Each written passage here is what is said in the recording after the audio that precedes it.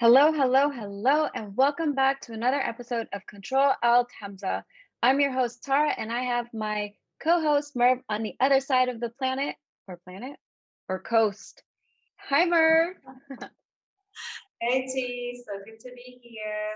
It's such a nice day today, so I'm glad we're reconnecting again. Yes, it is. I actually haven't even stepped outside today just yet. It's hot out here in Northern California. And today we have a special guest. We have Hamasa, who is a British Afghan model and former Miss England. She has been modeling for 20 years and, with her knowledge and experiences, has decided to create a space for women of similar backgrounds to openly talk about mental health. And I absolutely love this because she talks about mental health on her YouTube channel, and I think eventually is going to get into the Instagram space, but her videos are amazing and incredible. Like, you just sit there and you're just hypnotized by everything that she says. So, without further ado, welcome, Hamaza. How are you? Thank you so much for having me today. I'm very good. I'm excited to be here. Looking forward to talking to you, ladies. We're excited to have you. Thank you. So, Hamaza, we gave a little background about, who you are, and I know I've talked to you before. And today's purpose, we don't really want to talk so much about your modeling career because that's not what we are interested about. We're more interested about how you got into that mental health space. What was your drive for transitioning into that space? There was a number of things that brought me to where I am today to make these videos and discuss mental health openly and just discuss my experiences. But the main thing, I've always been very fascinated with the mind and the psychology behind it and just why people do the things they do or say the things they do. It's just something that I found interesting. So had I not been a model, I'd definitely get into psychology. But here I am. I guess it's just a rounded way for me to get here. But my environment that I work in is very, very critical, the fashion industry. So for most of my life, I've been surrounded by a very sort of critical and pressured environment and like very image based.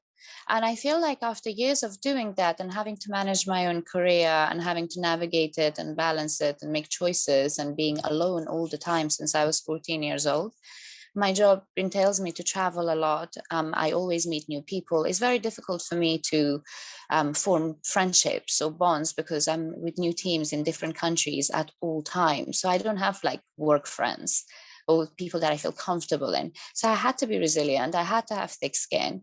I was earning a living, or still am, out of the way I look. So my looks are out there to be judged at all times. I would go to castings and people would look at me. It's like, oh, her nose is too big. Her hips are too wide. Oh, they say things like that to your face because when there's a criteria that they have to fit. So they tell you, oh, no, you're a little bit too short for this job, so it won't work.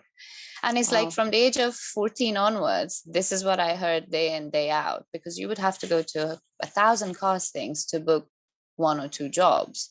So the other 99 others that you got rejected from is because of the criticism they gave you back. So from a young age, I had to learn that I have to have my own back. No one's really my friend in this industry. And so I became very self-aware and very savvy and just observant and cautious of things.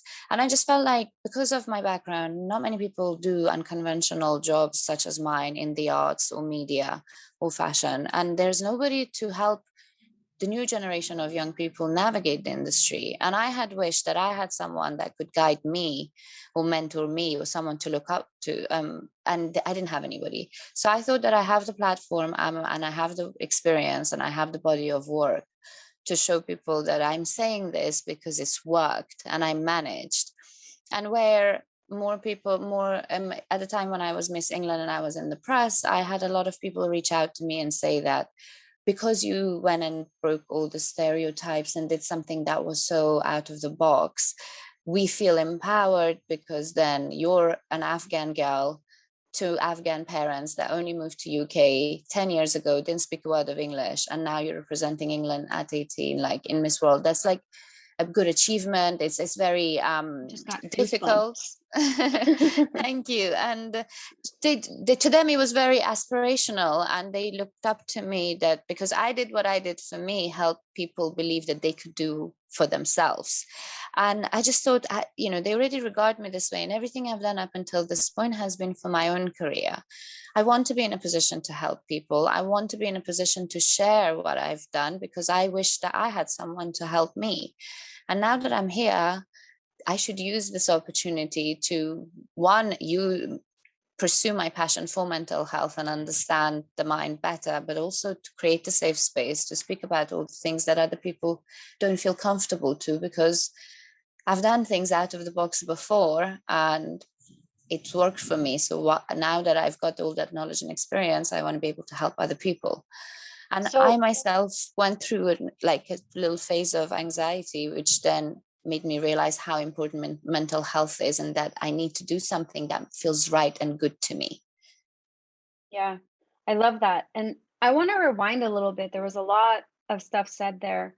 I want to rewind back to that moment when you would get audited, basically. I think audited is the right word here, about, oh, your nose is too big, or your hips are too wide, or you're not tall enough. And that happened all the time over the past 20 years. How did it make you feel internally? Well, because I was so passionate about modeling, since I was 6 years old, my entire life, I wanted to be a model. There was nothing else for me. I don't know how. I mean, I remember going to a fashion show when I was very young in Russia and watching a show and falling in love with models. And I didn't know what that was. So I was asking my mom, what are they doing? Why are they on a stage? And my mom was saying to me, they're models and this is a fashion show. I was like, that's what I'm going to do. Like, that is me. That's it. And from Oh my that God. time, I had this tunnel vision that I'm going to be a model. And I think that's what kept me going, my passion and motivation for the love of the job, that the criticism and the setbacks was just like over my head. Like, oh, you're saying that to me? Okay, well, I'm going to go and find the next job. Like, well, you're not good enough. I had this, like, I was young, and when you're young and feel like you're invincible, I had that drive and that tunnel vision that made me feel like the rejection kind of motivated me. The one thing I found, see, for me, because I look very different to your typical English rose look, and where I had started modeling 20 years ago, the beauty standards were very different. So the one thing that I repeatedly got at castings was, oh, she's so exotic, like in a very derogatory manner. Like my exoticness was vile to them because they couldn't figure me out. Like, where is she from? Are both of your parents from Afghanistan? Where is Afghanistan? Like, most people only got to know where Afghanistan was after 9/11. Yeah. And then when I'd say where Afghanistan is, everybody's like, oh yeah, do you know bin Laden? Yeah, sure, he's my uncle. Like, you know what I mean? That's the mentality I had to deal with, but they didn't know where it was for the first like 5-7 years of my career. So I had to explain and tell them, and they would be like, she's so exotic, we don't know where to place her. For a good few years of my career, I was always like the token brown person in a campaign. So they'd be the main model, and that again never felt good when this is your dream job, and it's like, why, just because of me looking a little bit different, I'm not good enough to be the main role. But as much as like everybody criticizes the Kardashians, and I may not agree with everything they do, once they came on the scene and that norm of like beauty standards changed to more women who are curvy, who are darker haired, darker features, eyes and things, is when girls like myself started booking the main role jobs. I remember I booked like Pretty Little Thing for 2 years campaign because they thought I looked like Kylie. I had cut my hair into a bob and Kylie had a bob, and I was selling dresses left, right and center because they thought I looked like Kylie at that time. And so as much as like they've done their benefits for people You're of prettier than ethnic Kylie, by the way. thank you so much. But it's so it's things like that that made me, so that rejection and stuff, it was difficult. Of course, I Don't get me wrong, I would go home and I would feel sad. But where I was so driven and so passionate about my job, I'd be like, well, tomorrow's a new day and I'm not going to let this get to me. But that's the kind of thing that I want to teach people today, because it's like, just because you get rejected, like if you're I'm a prime example of anything's achievable if you put your all into it: dedication, hard work, and motivation and drive. Like you will get there, because I've been rejected from agencies like 10, 11 times over before one of them signed me. And had I given up after the third one, I wouldn't be here sitting with you guys talking about it. So that's why it's important to understand that just because you're not suitable for one thing doesn't mean that your self-worth is at question. It just means that you're not suitable, but there's someone, somewhere, something else that's more fitting for you. I love that. I love that. Thank you so much for sharing all of that. You have a lot of courage, actually, that you kind of went against all odds with the way you look, living in a society of the opposites, right? And yes, we always talk about this, Tara and I, like we're both curvy, obviously, Middle Eastern. So it's like back in the Short. day, they call us like, yeah, we're fun sizes. Call us like fat, big hips, big, butt, all of Yeah. that. And now they started to actually get surgeries to have curves and big thighs and big butts and I'm like, okay, I guess now we're accepted in society opposed to before in the 90s we were called fat and ugly or like not Hmm. in bikini and beautiful. So for you to be in that industry for such a long time, what caught my attention more is how were you able to deal with being rejected all these years, and then let's say Kylie came out, or the Kardashians are out, because again we're dark like them. They're not blonde blue eyes either, but they kind of like made it out there, right? And now you are being supported by that. You're like, oh, you look like Kylie, opposed to no, you are your own entity. So Yeah. did you kind of feel a bit cheated from the industry that, oh, because I look like someone, I'm gonna get an opportunity to be looked at, opposed to look at me, I'm from Afghanistan and I have my own identity in the fashion industry. So how did you cope with that actually? um I mean, the rejection was there, as in, it wasn't like they wouldn't. I was still obviously working. That's why I continued doing it. But the way I was working, I was made to feel that you are different. You look different. You're not the standard. And Yeah. for me, I think what also changed my career was winning Miss England, because I had modeled for 4 years before Miss England. I was 14 to 18.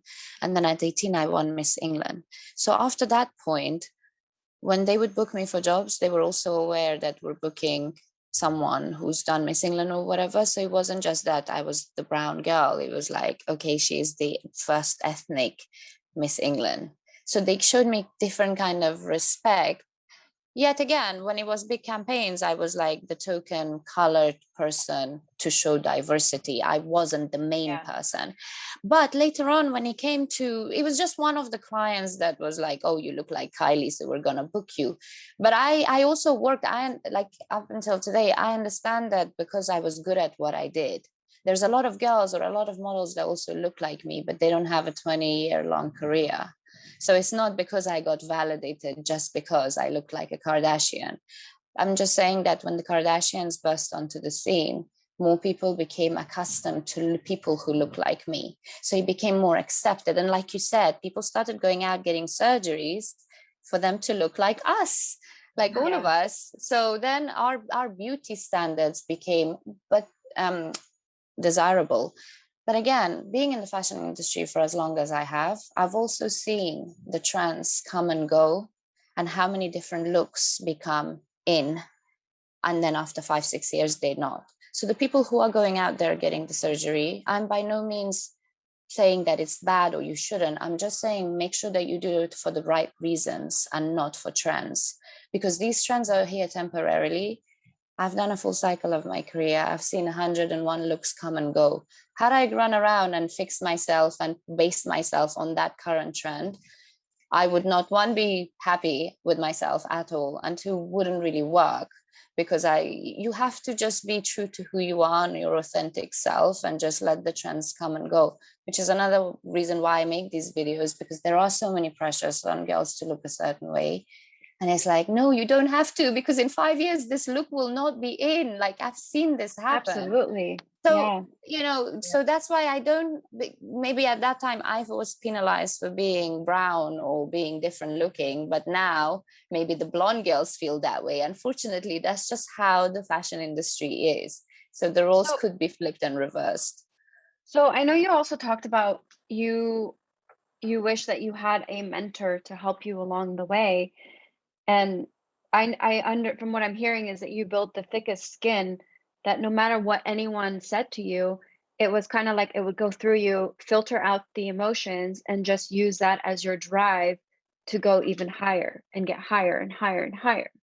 So when you took a step back and realized that that what you were doing was not necessarily healthy for you, when was that moment that you realized that? Right? So, I mean, I kind of fell into, when I went to university and college, I didn't do modeling full time because I was studying. So I was very limited on how much. So I would work like on the weekends and when I could take time off lectures. So I wasn't exposed to it that much. When I graduated, I had a choice to make. Either I continue modeling or I go into my field of marketing and get a job, as my parents would say, an actual job, because my job is not a real job to my parents. So I explained to them that, look, because this has such a short shelf life and it's based on my look, so in a few years I'm not going to look like this or whatever, so let me just get this out of my system once and for all, full time. It's when I really realized I fell into a pattern of just working excessively. When you're self-employed and you don't know when you're going to work next, what happens is that it becomes very difficult to take some time off for yourself, because you're just like, oh, but I don't know if the work's going to dry out, so let me just take everything. And where I loved what I did, I worked so hard for about 4 or 5 years, and then I didn't realize that I was so unhappy or that I didn't like what I did. I just fell into a routine and it became like a rat race, like a machine. I was working 17, 18 days in a row. Then I would have a day off. Then I would work 21 days. Then I would have a day off. Then I would work like another 12 days. Then I would have a day off. So I started seeing the effects of it on my hair, on my skin, on my sleep, what I was eating, because I was always in hotel rooms. I was always eating takeaways, living out of a suitcase. And I was like, this is great. I'm working. My pictures are getting published everywhere. I was on all the subway, the underground in the UK. I was just like billboards, this, that. So it was making me feel like I should keep going, not understanding or seeing that balance that my body and my mind had given up on me. And I had just was chasing this dream and was running on empty. And I then fell ill. My eyes started reacting. I said I was on a photo shoot. I came home, they were burning. I went to sleep, woke up, and both my eyes are just massive, the size of golf balls. I couldn't wear makeup or work for 6 months. So I had no choice I had to let my agency know and cancel all my contracts. And I just couldn't wear makeup. I went to every clinic I can find, every private, governmental, whatever I could find, doctors, holistic medication and whatever. And they couldn't figure out what was wrong with my eyes. And I was explaining to them, this is all I've ever done. I don't know what to do now. Like it just got taken away from me overnight, my career. And I hadn't done anything else in my life. So I was in such a bad place. I was so panicked. And they couldn't figure out what was wrong with me. 3, 4 months down the line, I slowly started wearing makeup for myself and I would be fine. So I would tell my agency, I think I'm okay, I'm ready to work. They'd give me a shoot, I'd go to sleep, I'd wake up, eyes have reacted. So like months down the line, I went to an eye clinic and they said that it's psychological. It's my body's way of telling me that I've had enough of modeling. And that's why I could wear makeup for myself, because my body feels at ease. But the minute it knows that a shoot is coming, it just reacts. It stops me from physically setting foot in a studio. And that's when I was like, all right, I need to change my lifestyle, because this is not how to live. That's Yeah, intense. it was such a, and that's when I was like, okay, I need to take some time away.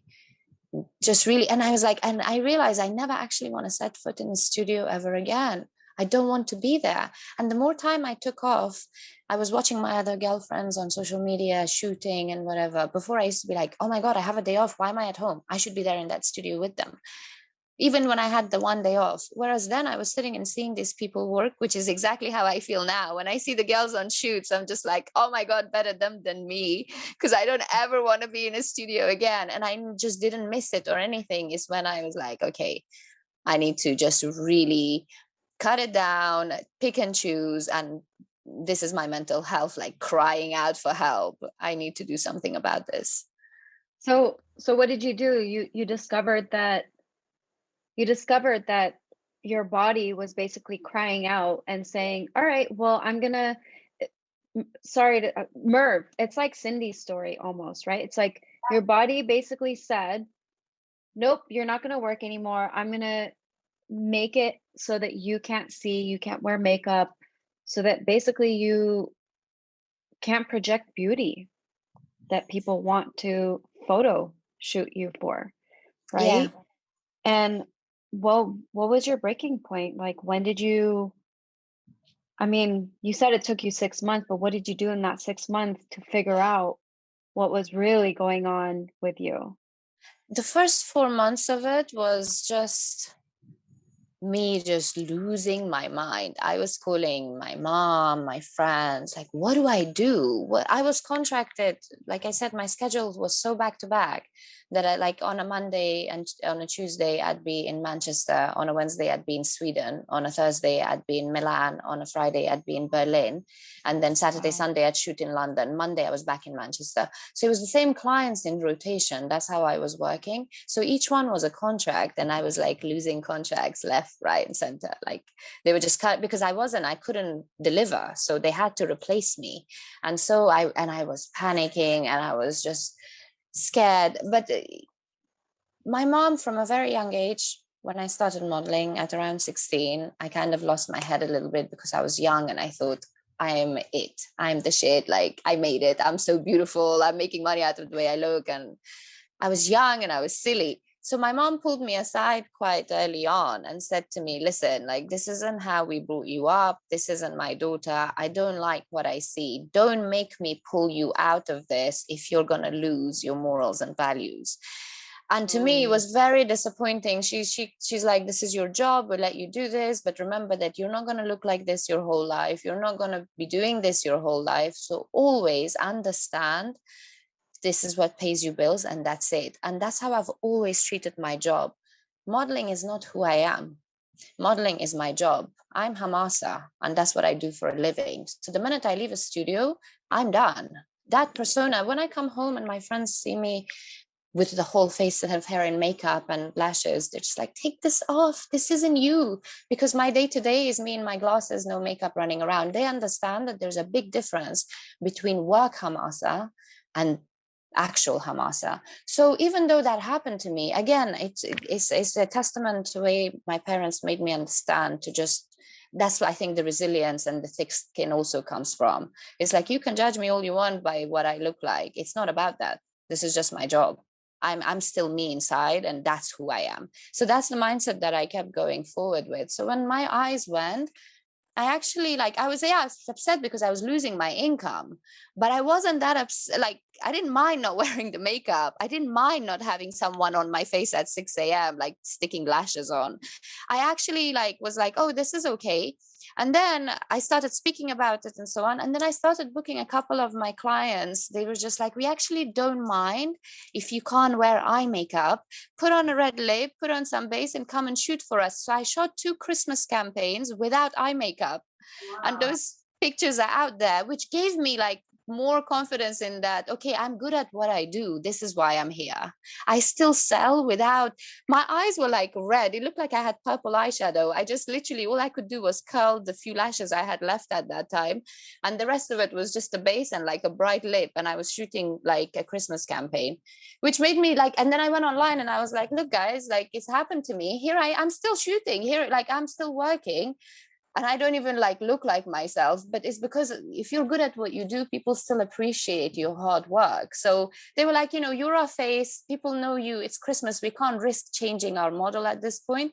Doesn't matter if you don't have eye makeup, we'll just book you. And that kind of gave me like, okay, I could still do this and I'll be all right.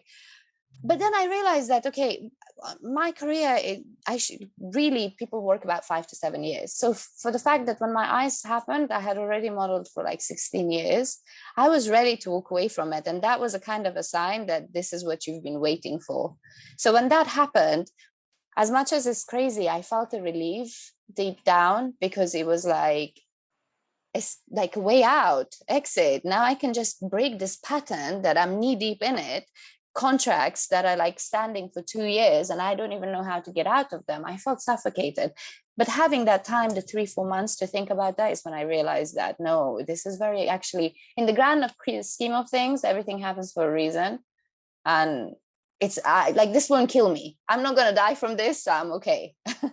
Absolutely. That's so incredible. And now you are basically taking your learnings and your journey and your experiences to help other women, you know, of similar cultures, because I think that's, yeah, doing what you do. I mean, for me, I know Merv can touch a little bit on her, but for me, growing up as an Arab, like my parents were not very strict. They're not your typical Arabs. And I know for Merv, growing up, her parents, I believe, were a little more on the strict side, like they're typical Arabs. So sometimes we sit here and we talk, we're like, oh, well, my parents are so different. Like, no, I don't have, like, I live with my boyfriend, and most Arab parents don't allow that. But I'm like, I'll do whatever I want. I don't care. Like, it's my life. I'm 30, about to be 35. Um, so there's like, I still have the morals and the values and the family values and the cultural background, yet I'm so far removed from the what's it called, from like the generational way of doing things. Yeah, no, I understand. But for you, you had more battles, I'm assuming. Yeah. I mean, growing up in a Muslim household, and my parents were immigrants that immigrated to US at a very young age. For me, it was a culture shock for them, obviously, right? And they tried to keep us under rules and regulations and structure and morals, and this is like not the way you do and you deal and you talk and you dress. And obviously, I'm a curvy girl, so if I wear a small tiny skirt, you're gonna see is thighs and butt. It's not like you're gonna see skinny legs, right? It's like you can't wear that, it's too much. So not only because I was a Muslim Arab, but because my body really was very, very like stand out offish, opposed to like other people, right? And so I couldn't wear a few things because of the way my body is as far as curvy goes. But I had to maneuver around that, and it's interesting to be able to kind of like have a double standard life, right? It's like you want to please the culture, religion, the family, but then you want your own identity in America. Like you want to be that girl that has freedom and that can go out and dress the way she wants and do the things that she wants to do. And so for you, you've been really hitting a lot on the struggles that you've been going through in the fashion and modeling and all that. And I'm sure so many people that are either listening now or not listening are going through the same thing that you are. I mean, like little people like us go through it, let alone people under cameras 24/7, right? So what would you say you would like 3 takeaways that you would give for the people that are listening as far as like how to deal with such thing, mental health, fashion, being under the camera 24/7, or even on social media nowadays. There's TikTok, there's And even platforms. yeah, and even like women that are brought up in our type of culture, that Yeah, want to feel freedom, that want to be able to express themselves with fashion, because that's what fashion is too. It's not your identity, but it's a way to express who you are and how you dress. And like when you look at someone, you're like, oh, okay, I could tell their style, it's so cute. Or Mm. everyone has their own unique way of dressing. Yeah. No, like I wanted to touch on the background, like parents that you guys both mentioned. So it's crazy because I've had the both sides of the spectrum. My parents were quite strict, and as time went on, they actually became a lot more understanding and lenient, and just our relationships has come a long way. So what I would say for women of similar backgrounds to ours, that if you want to pursue a career, and mostly I think with girls from our backgrounds is the society pressure and the community pressure. So the way to navigate that, the best thing to do is to build your relationship with your parents first. Forget the community, because if your parents, this is where I managed to do what I did for as long as I did because of my parents' support. I assure you, up until today, I get my communities have things to say, but because my parents had my back, nobody dared say anything, because if they did, it's like, but hold on, my mom and dad are okay. Who are you guys again? Oh, I So love that. So powerful, Hamasa. so So that's powerful. my advice would be, and communication is the best way to go forward. At the end of the day, our parents don't hate us. They just don't know what they're doing, because they have to balance it. Their ways doesn't apply to us, but they're trying to protect us and they're trying to look out for us the only way they know how, the only way their mental ability allows them to, or what they feel is best. Just because they think that doesn't mean it's best for us, but at the end of the day, they're looking out for us. So if you're a young woman and want to pursue a career in media or the arts, speak to your parents, communicate. They will either support you or they won't, but you still have to give them that respect. And you giving them that respect, they'll give you that respect back to at least hear you out, because you're coming as a grown and making a life decision. If they have your back, you'll be fine. Don't worry about the society or the community. I love And that. my second advice would be that understand that modeling or anything, social media, anything related to your looks or anything superficial, understand that it is just that.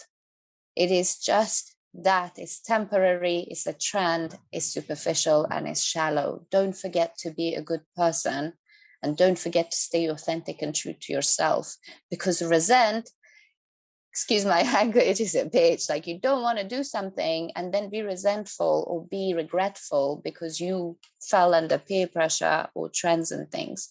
Whatever you do, make sure that it feels right for you. And even if you make mistakes, you'll learn from them. But if you do it because someone else made you do it, you'll resent that. And you won't learn from them because it never came from you in the first place. So if you're into these industries, don't lose yourself and don't let your looks or your followers or anyone make you think that you're better than anyone, or that you're someone and therefore you should treat people the wrong way. Because when my eyes went, had I not been a nice person, those clients, none of them would have been wanting to work with me. But because I was a good person, they valued me as the person, not as my face, and hence they continued working with me. And that's what made me have such a long career, not just the way I look. There are many prettier girls than me out there. You have to have more than just your looks, even in fashion, for people to value you. So don't be shallow and let that get to your head. And thirdly, understand that beauty, confidence, sexiness, all of that comes from how you carry yourself, not what you look like. If you look at guys, for example, technically there's no such a thing as a good looking man. There's a charming man.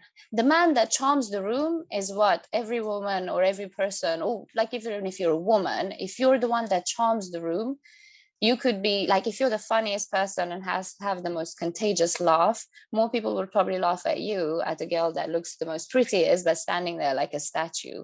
So it's about who you are and how you carry yourself and who you are inside, that beauty and confidence comes from. So if anyone criticizes the way you look, who cares? That's just one side of you. Okay, you're judging me on what God gave me. Oh, okay, then I'll have a word with God. I didn't do that. This is how I was born, and you're picking on that. That shows the person that you are, not me. I love that. Oh my gosh, so powerful. So freaking powerful. Thank you. So, Hamasa, if someone wants to work with you on their mental health and needs support, how can they reach out to you? So if I have my details on my YouTube channel, I have my website there, and through that they can just drop me an email and I'll get back to them. And also through my social media, Instagram, I get messages and people do communicate with me, and I also share advice where I can. So I'm more than happy to help. So just any of my social channels, they're all just my name, Hamasa. Fantastic. And we'll drop that in the link below as well. Thank you, guys. I had such a lovely time discussing everything with you. It's so nice to just be openly talking. Absolutely. This is so interesting. We all have a common denominator, right? But we all come from different worlds and backgrounds, and it's just so beautiful to see that someone as humble as you are in the fashion industry that is just giving back to the community and just being Thank you. there to help and support. So that's beautiful. Thank you. I think this is what's important for people to understand. We all come from such a bit different backgrounds and such a different lifestyles, and yet we're all the same. We've all had same journeys, same obstacles, same battles. This is why when I speak in my videos, like, don't look at me and think my life was any different. I went through exactly what I went through, you're going through. So I feel your pain. Like, we're all the same. So it's all about uplifting and empowering rather than putting each other down. Agree 100%. Agree. Thank you, Well, guys. Hamasa, thank you so much for coming on our podcast. We are so happy that you made it, and we are truly blessed and grateful for all of the knowledge and experiences that you've shared with us. And now we get to share it with the rest of the world. So that's even more exciting. Well, thank you so much for having me and giving me this platform to speak and share my story. And I'm really looking forward to seeing the ending. Yay. Great. Pleasure. Thank you.